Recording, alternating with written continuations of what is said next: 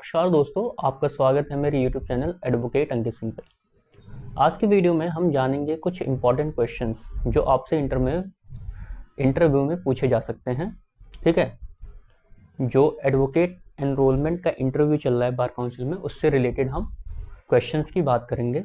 ठीक है, तो इस वीडियो में मैं आपको क्वेश्चंस के साथ साथ उसके आंसर्स बताने की भी कोशिश करूँगा जो आपके लिए लाभकारी रहेंगे। तो शुरू करते हैं क्वेश्चन और आंसर का सिलसिला। ठीक है, तो सबसे पहली चीज़ आपको अपना इंट्रोडक्शन जो है एकदम अच्छे से देना है और प्रॉपर यूनिफॉर्म में इंटरव्यू देने जाना है, सबसे पहली बात।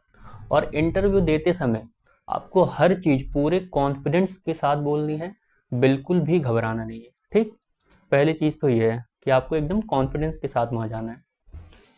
तो क्वेश्चंस की बात कर लेते हैं। पहला है कि पहले ये क्वेश्चन हो सकता है कि आप विधि व्यवसाय में क्यों आना चाहते हैं। ठीक है, तो इसका भाई जो आंसर है वो सबके अलग अलग हो सकते हैं। ठीक है, तो इसका कोई मैं प्रॉपर आंसर तो दे नहीं पाऊंगा, वो सबके अलग अलग माइंडसेट है अपना। ठीक, अपने विचार हैं, तो इसके लिए आपको तैयार रहना होगा।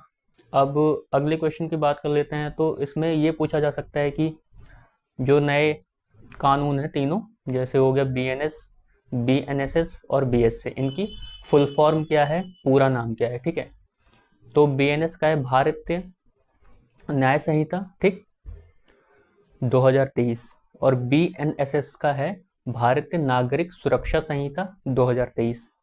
ठीक है, BSA का है भारतीय साक्ष्य अधिनियम 2023। ठीक है, अब अगला क्वेश्चन ये पूछा जा सकता है कि जो ये नए तीनों क्रिमिनल लॉज आए हैं, ठीक है, जो एक्ट बने हैं, इनमें कितनी धाराएं हैं। ठीक है, तो BNS में आपकी हैं 358 धाराएं, 358 सेक्शंस। ओके, और BNSS जो भारतीय नागरिक सुरक्षा संहिता है, उसमें है 531 धाराएं, 531 सेक्शंस। ठीक है, और BSA भारतीय साक्ष्य अधिनियम, उसमें है 170 सेक्शन। ठीक, 170 सेक्शन। ठीक है, अब अगला क्वेश्चन ये हो सकता है कि BNS, BNSS और BSA किस दिन लागू हुए थे।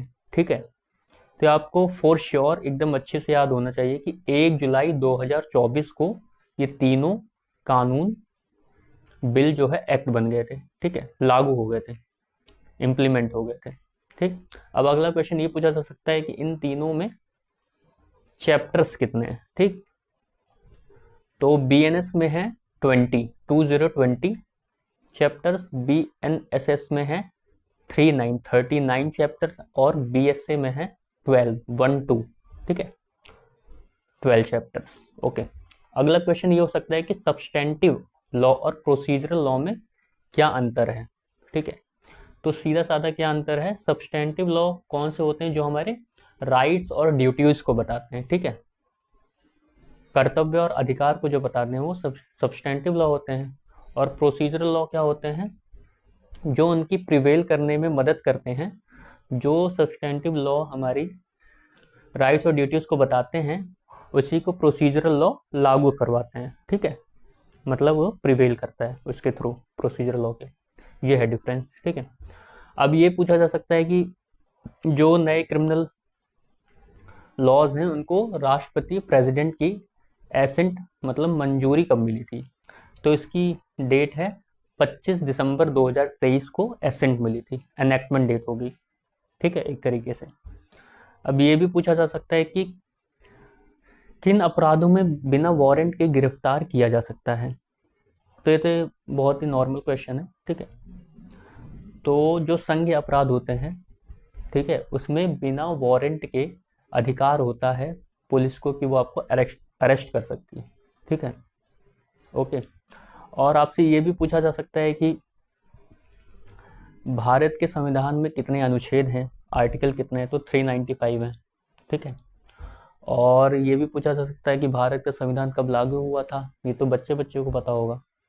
ठीक, कब हुआ था, 26 जनवरी 1950 को लागू हुआ था। ठीक है, और ठीक है, ये पूछा जा सकता है। तो लास्ट में मैं ये बताना चाहता हूँ कि वहाँ पर आपको प्रॉपर यूनिफॉर्म और कॉन्फिडेंस के साथ हर चीज़ बोलनी है, ठीक है, और घबराना बिल्कुल नहीं है। Thank you. अगर आपको मेरा वीडियो अच्छा लगा हो तो लाइक करें, शेयर करें, सब्सक्राइब करें, और best of luck. Thank you.